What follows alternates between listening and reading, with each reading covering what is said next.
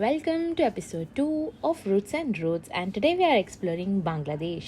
उस देश में जहाँ हर नुक्कड़ हर मोड़ पर इतिहास की कोई परत पिघलती है और ज़ुबान पर स्वाद की एक लहर छोड़ जाती है।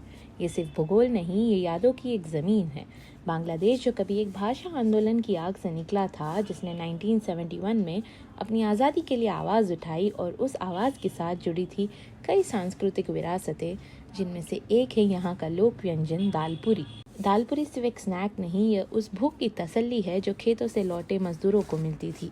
ये उस माँ के हाथों की महक जिसने त्योहारों से पहले बच्चों के लिए कुछ खास तला था। इसकी जड़ें कहीं गहरी थी।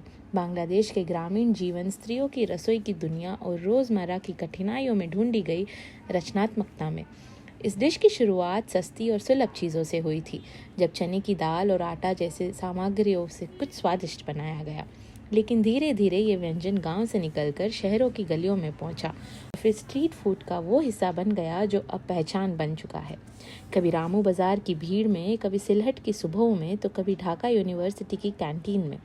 दालपूरी सिर्फ पेट नहीं भरता, ये बातचीत की शुरुआत करता है। यह उस बांग्ला आत्मा की अभिव्यक्ति है जो सादगी में सौंदर्य खोजती है। इसकी लोकप्रियता सिर्फ स्वाद की वजह से नहीं, बल्कि इसलिए है क्योंकि इसमें एक समय, एक संस्कृति और एक जज्बात कैद है।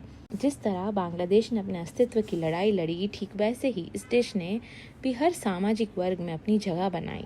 रूट्स एंड रूट्स का यह पड़ाव हमें याद दिलाता है कि हर व्यंजन सिर्फ पेट नहीं भरता, वह इतिहास सुनाता है, जड़ों से जोड़ता है और हमें यह समझाने का मौका देता है कि किसी देश की आत्मा उसकी भाषा, उसकी थाली, उसकी यादों में बसती है। तो मिलते हैं अगले पड़ाव में, एक और देश, एक और कहानी और एक और आत्मा से मिलने के लिए।